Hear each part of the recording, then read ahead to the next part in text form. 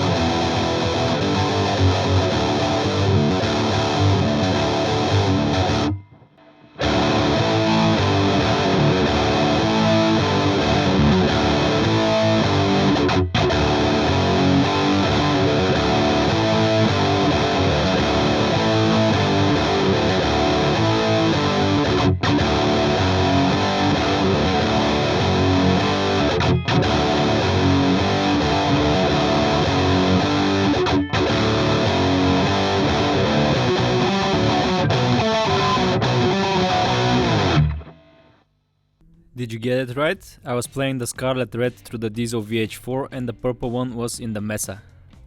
I want to take the opportunity to explain the differences between these two without making it an amp video, although I have a lot of amps. Eventually I'm gonna do videos about them as well. Starting with the VH4, this is the amp that I always use. The gain, preamp volume, middle, treble are set to around 1 o'clock. I usually set the bass to around 11 o'clock. Depth and presence at 1 o'clock as well. The VH4 has a mid-focused character. On the other hand, you have the Triple Rectifier, which sounds softer and mellower. I know it's a matter of preference, but for these particular pickups I seem to prefer the Mesa. But look at this, the bass is pulled all the way back. Mids, treble, presence, almost everything at 12 o'clock, and this sounds extremely mid-scooped. The low end is huge and loose, making it a bit hard to record. This is why you've probably seen a lot of YouTubers putting the max on overdrive in front of the rectifier. They usually set it like this: drive at minimum, balance at maximum, tone in the middle. What this does is to cut some of the low end frequencies and make the Mesa more mid-focused, easier to record. And I know this is supposed to be common knowledge, but there are a lot of beginners watching my channel. The guitar is supposed to be in the mid-range. The guitar sound is mid-frequency focused. I wasn't using the overdrive for this recording though. Which amp did you prefer, the Triple Recto or the VH4? Let me know in the comments. Now let's see the Scarlet Red.